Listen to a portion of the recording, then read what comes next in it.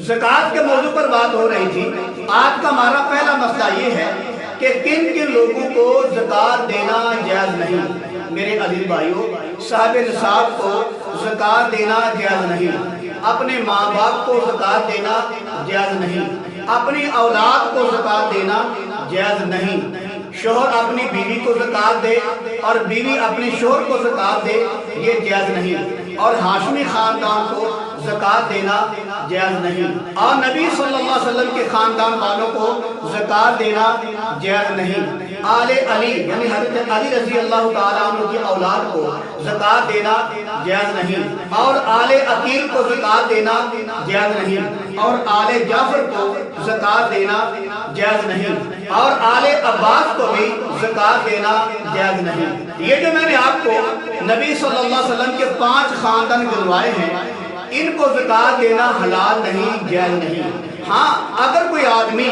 ये समझ कर कि ये नबी का खानदान है, ये गरीब लोग हैं, वैसे कोई आदमी मदद कर दे, तावन कर दे, तो ये जायज़ है। लेकिन नबी के खानदान को ज़कात की नियत करके पैसे देना ये जायज़ और हलाल नहीं है। नबी सल्लल्लाहु अलैहि वसल्लम के खानदान को ज़कात देना जायज़ क्यों नहीं है? इसकी एक वजह ये है, ये जो ज़कात का माल होता है, ये माल की मैल होती है, और इस मैल के साथ नबी के पाक खानदान को मुलव्वस करना ये जायज़ नहीं है। एक दूसरी बात ये है, अगर अल्लाह ताला ये हुक्म देता कि मेरे नबी के खानदान को, नबी की आल को ज़कात दिया करो, तो लोग इतराज करते कि इतना प्यारा निज़ाम है ज़कात देने का, अल्लाह ताला ने या नबी सल्लल्लाहु अलैहि वसल्लम ने अपने घर के लिए रख लिया है, लोगों का लिहाज नहीं किया,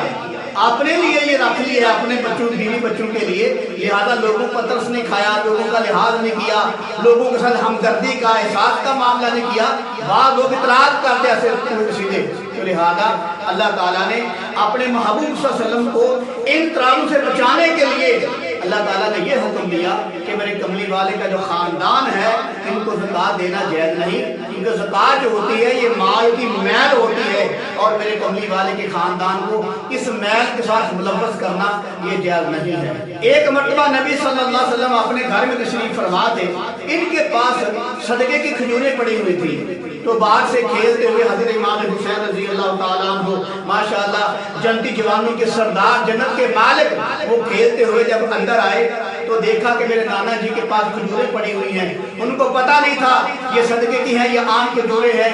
तो हज़रत हुसैन रज़ी अल्लाह ताला अन्हु ने एक खजूर पकड़ी, अपने मुंह के अंदर डाल दी। हालांकि वो बच्चे थे,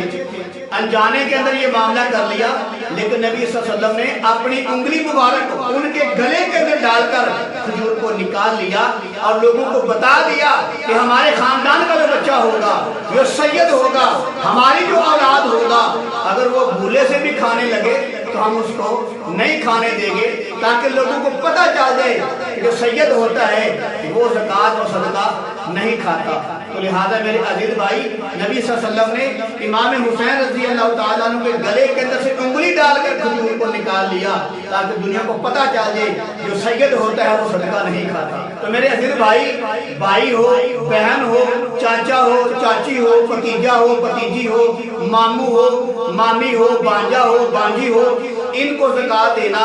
जायज़ है। आगे मसला ये है, एक आदमी है वो सैयद है, एक आदमी है वो माशाल्लाह सैयद है, नबी के खानदान का है,